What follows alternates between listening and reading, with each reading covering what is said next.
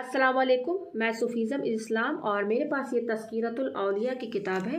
اس کتاب میں جو آپ کو پڑھ کر سناؤں گی اس کا ٹاپک ہے حضرت ابو عمر نخیل رحمۃ اللہ علیہ کے حالات و مناقب۔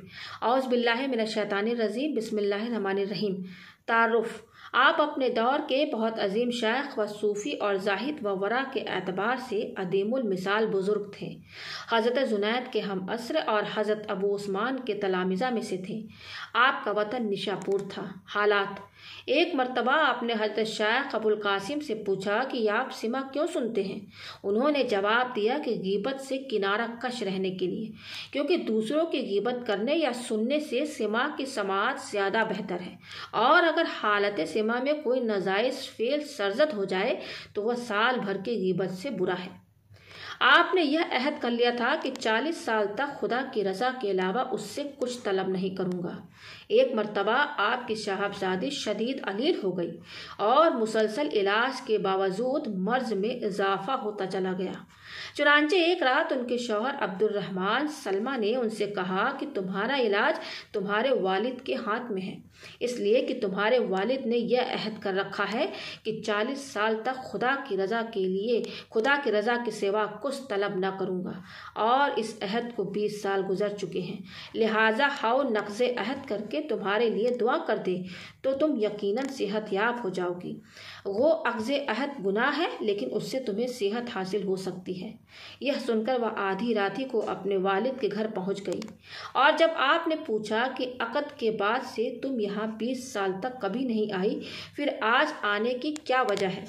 صاحبزادی نے عرض کیا کہ اس کا شکر ادا کرتی ہوں کہ اللہ نے مجھے آپ جیسا عظیم المرتبت باپ اور عبد الرحمن سلمہ جیسا شوہر عطا کیا ہے، اور یہ بھی آپ اچھی طرح سمجھ سکتے ہیں کہ دنیا میں زندگی سے زیادہ کوئی شے عزیز نہیں ہوتی، اور مجھے بھی بتقاضائے بشریت اپنی زندگی عزیز ہے، اور دوسری وجہ یہ بھی ہے کہ زندگی ہی کی بدولت مجھے آپ کا اور شوہر کا دیدار ہوتا رہتا ہے۔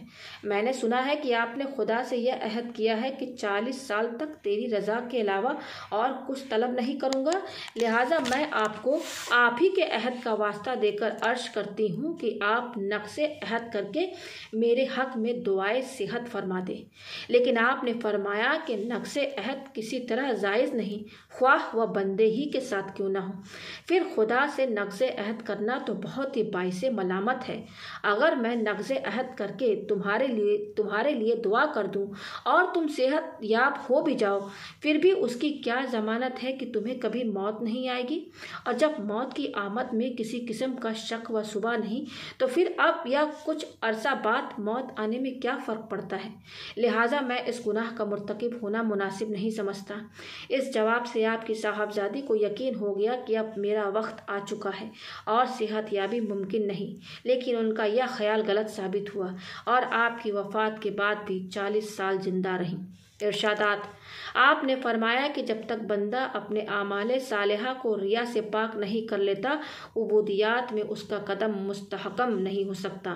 فرمایا کہ جو حال علم کے نتیجہ میں حاصل ہو، وہ ہو او خواہ کتنا ہی عظیم ہو، ضرر رساں ہوتا ہے۔ فرمایا کہ جو بندہ وقت پر فرائض کی ادائیگی نہیں کرتا، اس پر اللہ تعالیٰ لذت فرج کو حرام کر دیتا ہے۔ فرمایا کہ رضائے نفس بندے کے لیے آفت ہے۔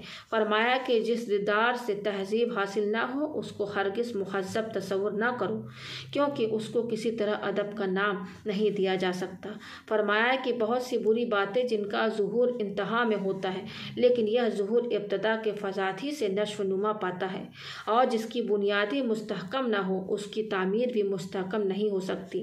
لہٰذا شروع ہی سے بری خصلتوں سے کنارہ کشی کی ضرورت ہے۔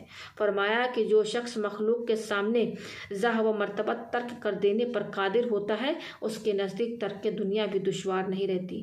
فرمایا کہ ذات خدا بندی سے وابستہ رہنے والا کبھی بری خصلتوں کا مرتکب نہیں ہو سکتا، اور جو بری خصلتوں کو اپنا لیتا ہے وہ خدا سے وابستہ نہیں رہ سکتا۔ فرمایا کہ جس کی فکر صحیح ہوگی اس کا قول سچا اور عمل اختیاری ہوگا۔ فرمایا کہ خدا کے علاوہ کسی سے بھی انس رکھنا وحشت کا باعث ہے۔ فرمایا کہ اوامر و نواہی اور تصوف کے احکام میں صبر و ضبط نہایت ضروری ہے۔